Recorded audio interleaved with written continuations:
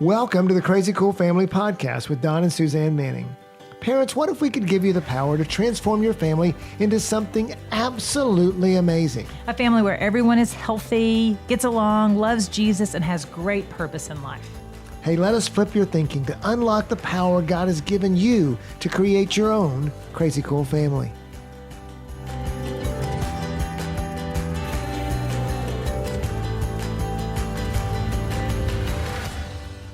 Hey parents, welcome to the Crazy Cool Family Podcast.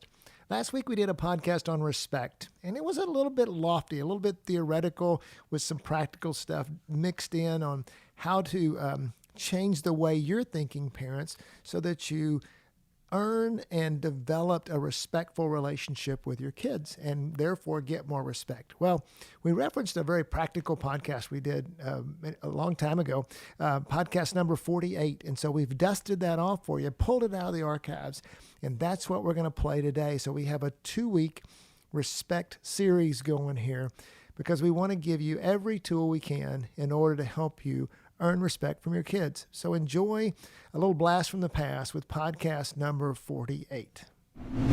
Hey parents, we have a great subject for you today. Yeah, one that a lot of parents talk to us about. I remember doing our class at church and several parents coming up afterwards and asking us, how do you get your kids to respect you? Yes. And so often the kids would yell at them or hit them. I mean, I've had several parents say, what do you do when your kid hits you? Or they run away from them, or, there's yelling and fights and, and things like that. And we have learned over time how to, I believe we have the respect of our kids. Oh, for sure. That was definitely one of the things that I demanded and expected when they were little. Like, I would not tolerate them being rude or disrespectful. And then you in turn wouldn't either. If for some reason they did yell at me or whatever, you would jump in. Yeah, you don't bow up to the queen, at all. I mean, and for me too. I mean, one of the things that if they ever got really upset, I mean, that, with us where they would want to yell and scream or whatever. I mean, it was just in our house, it's been, just not acceptable to make that happen, definitely. But we were thinking about, that's one thing to control it and to say, no, you're going to respect me. We're not going to tolerate that type of stuff. But how do you get your kids to respect you and to have it be a natural thing that happens? Want to respect you, choose to respect you. Because kids do want to respect their parents. No kid I've ever seen says, oh, I'm so glad my dad is disrespectful, I don't respect him or whatever. No kid ever says that. They all want parents they could admire. They want parents they can be proud of. Think about it. If you had a parent that you were kind of embarrassed to have your parent come into the ball game or whatever it was, nobody wants that. Well, and respect means to esteem and to honor, to have favor, to have consideration for. And so we want that. We all want to walk in that wherever we go, whether it's our role at work or at church or as a neighbor but most importantly in our family, we want to be respected. Right. And to do that, we have to give respect. That's right. And so we want to give you 2 key points today that we want you to take with you that'll go so far into helping you to be the kind of parent that your kids will respect. And we want you to earn the respect of your kids. And those 2 points start out with what she was just saying. The first one is to give them respect. Yeah, we have to respect our kids first. We are the ones that are showing them what respect looks like in a relationship with them. And so when we treat them with respect, then all they know is to treat us back with respect. They are mirroring how we respond to them back to us. Yeah, it's even subconscious. If they are instilled with you respecting them, then they in turn, even subconsciously, that's what I do to people. Exactly. I respect them because I've been respecting them. And a couple ways that you can do that, very practical things you can do is one is to respect their time. Have you ever had a child that's in the middle of building a Lego something or blocks, whatever it is that they're playing with building, and then it's time for you to go. And maybe you didn't manage your time well and you're running late and you've got to get out the door to get to the doctor. That never happens with us. It always happens with me. And so you all of a sudden go into crisis mode and you go in there and you tell the kid, we've got to go right now. Find your shoes. You've got to go. Well, you have created a scene where you are not actually extending respect to your child child, for them to you gotta wrap pick up what that they're up right doing. now. You got to put it away right Right now now. and go. And so then now you've created some resistance from your child. You've now made a place where they're going to respond with disrespect to you because they're not getting what. Yeah, maybe they throw a fit. Exactly. Yeah. They're yelling, screaming, I want to play with my toys or whatever that is. And so in the very beginning, if you will extend that, hey, guys, I made a mistake and we're supposed to be at the doctor's office right now and we're running late. When we get home, you can play with your toys, but right now we've got to get in the car. And so grab your shoes. And now you've invited them onto your side, onto your team, and you guys can all together be in a hurry. Well, and also, you did a great job with the kids of saying, hey, in 10 minutes, we're going to go. Give them that buffer time for them to change gears from doing what they want to do to what you want to do. One of the things I found, parents, with 7 kids is I was only as good as my slowest kid to get everybody out the door. So it was this massive, hey, 10 minutes, 10 minutes, 10 minutes, 10 minutes. And so, but invariably one of them was going to be a little bit slower than the 10 minutes. But parents, you can really show respect to your kids by just respecting their time, treating them as people, which is the second point. Respect their time. And it relates to this is respect their personhood.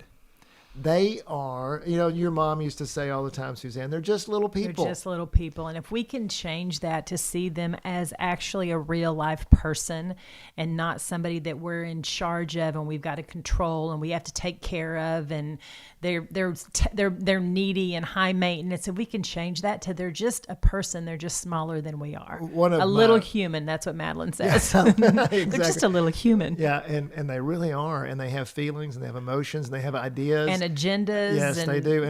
But it one of the things that just infuriates me when I'm around parents, and it infuriates me when I do it too, and I wanted to get it out of my life because of that, is when a parent is talking to someone else and talking to them just nicely and is just possibly being even a stranger. gracious. I mean, it Yes. might be a friend, but it could be the At postman. church or Yeah. and whatever. And then their kid comes up and they treat them like an idiot. Mm-hmm. Yeah. I mean, and they talk down to them and it's like, you're interrupting me or, and it's just, the tone just changes so much. Well, guess what?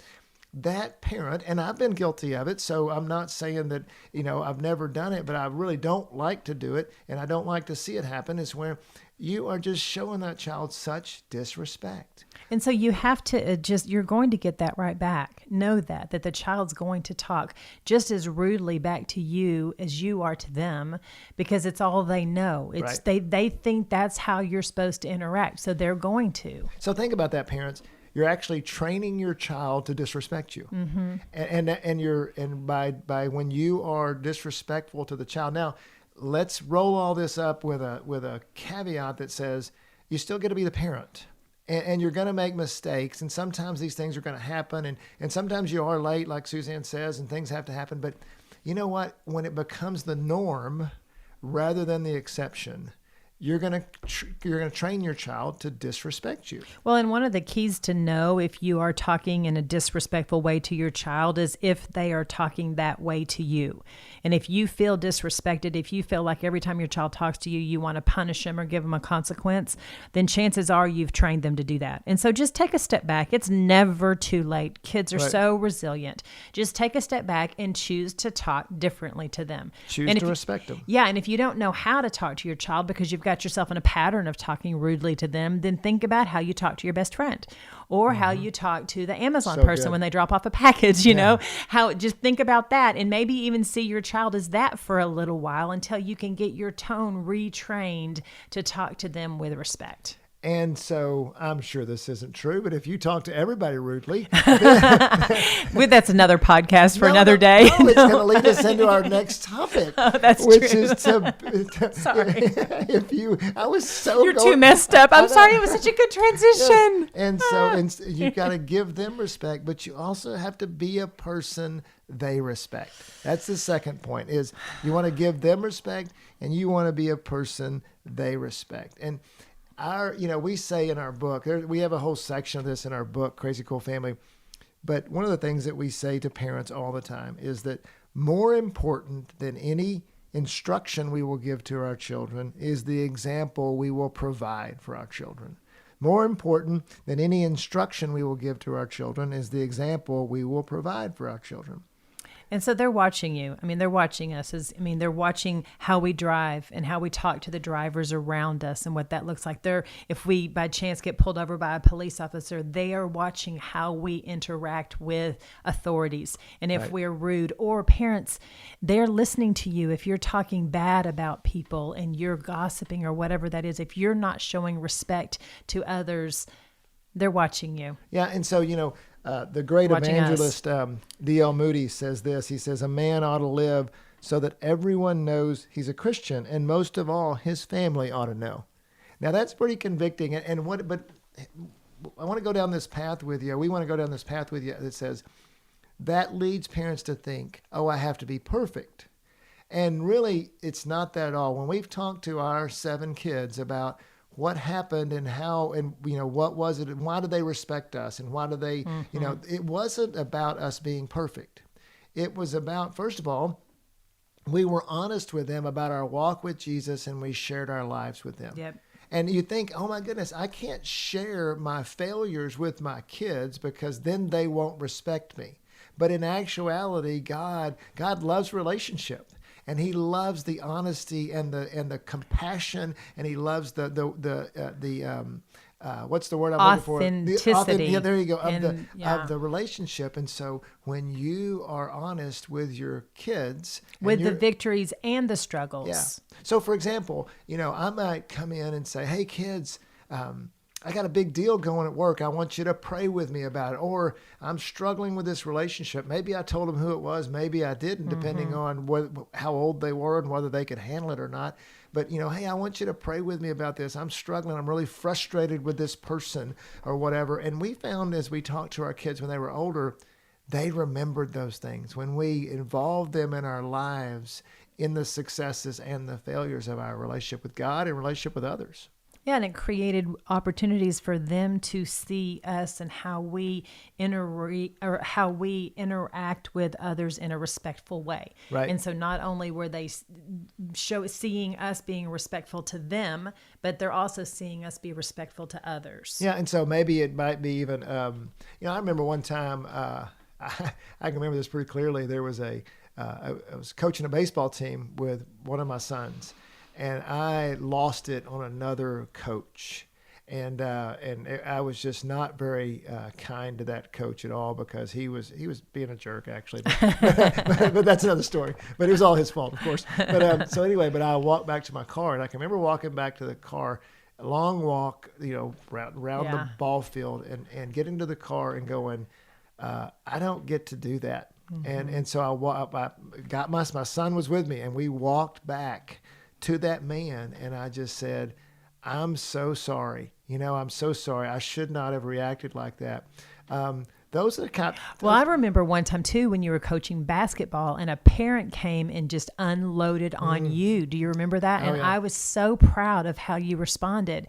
And the son that was standing with you, I remember him getting in the car saying, Dad, you were so calm. You were so cool. You were so gracious. I don't think he used the word gracious, but that was what you were. You were so gracious to that parent that unloaded on you. Well, we think that, if we're real with our kids, so many parents want to hide their failures from their kids and hide their lives from their kids. But actually, when you share with your kids, again, age appropriate, and you got to hear the Lord in it, but that brings respect for them. I mean, they see you in action, even with your failures. For sure. And and how you the only way to fix a failure is forgiveness. And so you just go in and either ask forgiveness, or like you did, you walked over to the other coach and asked forgiveness. You showed your kids that. You give your kids forgiveness when you're not ask from them forgiveness when you're not respecting them. And that turns a failure into a success. And you certainly don't have to be perfect, parents. Please don't hear that. Please hear that, I should say. But also, it does mean that you're pursuing God wholeheartedly. Right. If you're going to try to be a person that is not pursuing God, and yet you want your kids to pursue God, guess what? Our kids don't like and they don't respect hypocrites. And a hypocrite is not someone who is not perfect. A hypocrite is someone who tries to hide things. Says one thing and does another. Yeah, and is trying to hide that with their kids and everything else. So, but if you will just walk, And what does that mean? It just means taking your next step on your journey with Jesus. It just means that you are trying to hear God and to do what he says. Well, and with pursuing God, he's going to give you respect. Well, he's going to give you respect for sure, but he's going to give you supernatural wisdom that you can't even explain. Yeah. And children respect wisdom. They respect it, and they honor and they value it when we can speak into their lives or their situation with something that is beyond our even understanding, because it's God's wisdom. It's his insight into the situation. We tell parents a lot, it's not about perfection, but direction. If you will walk in the direction of the Lord. I mean, when my kids were little, even today, I make less mistakes, I hope, today than I did, 20 years ago. Now, the last mistake you made, we were trying to think back to the one you'd made before that, and we couldn't even remember. Oh, yeah. But the trouble was the last one was last night. But when you are walking with the Lord and your direction is towards Jesus wholeheartedly, your kids are going to see that. My kids have seen in us, our kids have seen in us learn to follow Jesus more and more over time. That's really all they want. And they still see us make mistakes, and they still see us, and we still share what we're working on with them and things like that. And actually, as they get older, it becomes even better, because they're working on their own relationship with God, and you're starting to be more of a peer versus the top down approach, so to speak. But really, it comes down to pursuing God wholeheartedly. We've said two things with this. To be a person they respect. One of them is to share our lives with them. Right. And actually sharing will gain more respect than trying to hide it from them. And the second thing is just to pursue God wholeheartedly. With all you've got. Yeah, and don't worry about your mistakes, because God's not worried about them. He loves you. He loves you. Your identity is secure in him. And if you can know that and live out of that, and you are okay with it, hey, sometimes I'm going to fail, but I'm going to point in this direction. I'm going to go for it. Guess what? That's going to be a person. That's going to be a father. That's going to be a mother that your 7-year-old is going to look at and be proud of. Right. And be respectful of, and say, you know what, parents, let's wrap this up and say, what if your kids are looking at you going, that's my dad. Right. That's my mom. That's what we want them to say, right? We want them to look at us when we come in the gym. We want them to be running up to us going, hey, Dad, hey, guys, this is my dad, or this is my mom. And even all through every age, they can, even in the teenage years when they're wanting to separate a little bit, if you're that person, they will want you in there, right? Right. And it goes back to wrapping it up, and that starts with you saying, right, that's my kid. That's my teenager. Yeah. That's my daughter. That's my son. And I'm so proud of you. That's what God said to Jesus as he came up out of the water after he was baptized. This is my son with whom I love. I am well pleased. And that's the foundation of respect, is if you can see your child as that's my son. I'm so proud. I love you. You give that. You pursue God. Ask what he needs. Ask him to give you what you need. Then you are on the road to respect. So how do you get your kids to respect you? We gave you two things. Give them respect and be a person they respect. Hope you get a lot out of this today, a lot to work on, but remember, God deals in a long time. So just keep working. So start with today's opportunity that's presented to you. And at the end of the decade, exactly. At the end of the decade, you'll be amazing. You'll be amazed. Hey, go be crazy parents, crazycoolfamily.com.